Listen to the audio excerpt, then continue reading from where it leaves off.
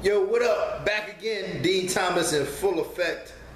Sorry, it's been a couple weeks since I've been back at y'all, but I wanted to let the dust settle from the whole Conor Khabib thing, because I didn't really want to have to talk about that, and I almost felt obligated to talk about that if I gave y'all some science last week.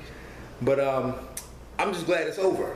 And I don't think there's nothing else that I really want to add to the whole thing. I had some stuff, but I don't think there's anything else for me to add to it, because I think everything that needed to be said about that fight has already been said by everybody. So I'm going to let that go. But what I will talk about is something along the same lines of this, and that's the fact that we continue to use trash talk as the number one selling point to MMA. And I think that's terrible for the sport. It is absolutely terrible, and it's going to set us back. Now, let me go into some stuff, some history. So when I was fighting, when I was coming up, I remember people would always come to me and go, "Oh man, you do that fighting stuff." I could never get mad enough to do that, and I'd always think to myself, like, I'm not mad when I fight. In fact, like I'm focused. Now I might be in a negative place, not like more of a dark place, not negative, but more of a dark place where I'm willing to eat your eyeball. But I wasn't mad at nobody. You know what I'm saying? Like, even if there was like trash talk or whatever, I was never mad. In fact, like when I'm dealing with fighters and coaching fighters, I'm telling them to control your emotions. You can't get mad. Now, the general public assumes that fighters have to be mad at each other.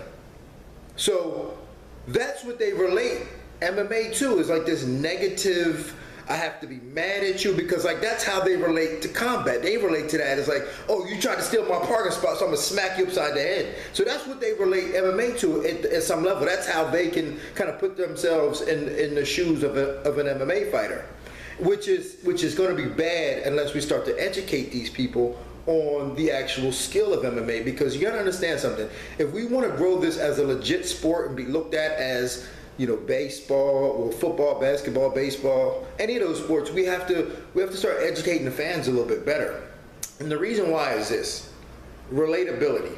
So what I just told y'all about how the general public relates to MMA fights, the fans, how they relate to MMA fights, is they relate to it in terms of, I have to be mad at this person to fight. These guys have to be mad at each other. So that's how we're selling it. But when you look at other sports, they don't look at it that way.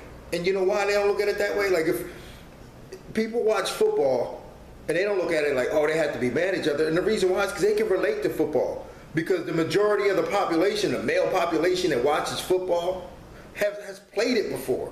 They played it in high school. They played Pop Warner. So they can watch it and go, I can relate to that because I can do it. When on every Thanksgiving, you go to any field in the United States and everybody's out there playing football. You, father, son, they can go out and have a catch right now. But when it comes to MMA, they're not going to be choking each other. There's a select few people that train already that can do it and will do it maybe, but the general public is not going to choke each other in order to relate to what a fight is about, a real fight. Same thing with basketball. You know what I'm saying? You can watch basketball and say, wow, LeBron James is the best in the world, because I'm seeing him do stuff and I know I can't do that because I've been on the court before and I know I can't jump that high. I know I can't make shots like Steph Curry. I know I can't play like Russell Westbrook. So I've played it before, so I can respect their athleticism and I can respect what they're doing. However, when it comes to MMA, people look at it like it's what they can relate to it by. And that's, I have to be mad in order to do it. Or a street fight. That's how they still relate to it. And in the community, if we are in this MMA community, we have to do a better job of doing our best to educate the fans. Now, don't get me wrong. I know it's a lot of fun when there's trash talk. It's fun.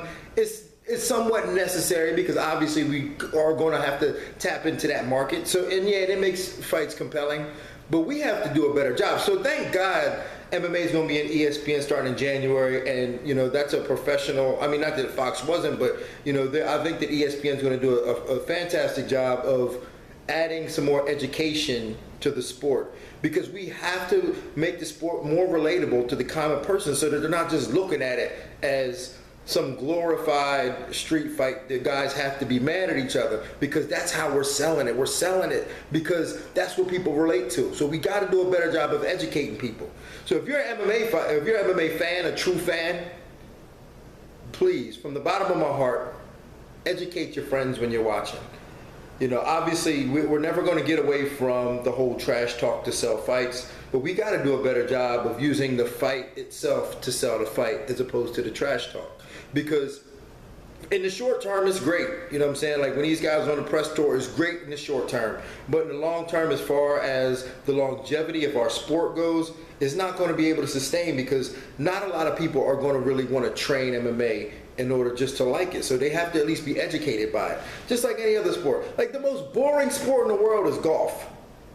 But people can go out there and play it if you want. So now that they can play it, they can watch it and go, yeah, I know what he's doing. I know how good Tiger Woods is. I know how good Jordan Spieth is, because I've tried that before and I'm not good at it, but I can still play it every Saturday, so I can relate to it. But not a lot of people are going to be punching each other and choking each other to relate to it. So in order to make it more relatable, we have to do a better job of educating fans and stop using the trash talk as the primary selling point of MMA. We just have to stop doing it. Please, from the bottom of my heart, I've dedicated my entire life to this. Please stop using trash talk as the primary selling point. Let's use the fights. You can still trash talk, but let's use the fight itself as the primary selling point.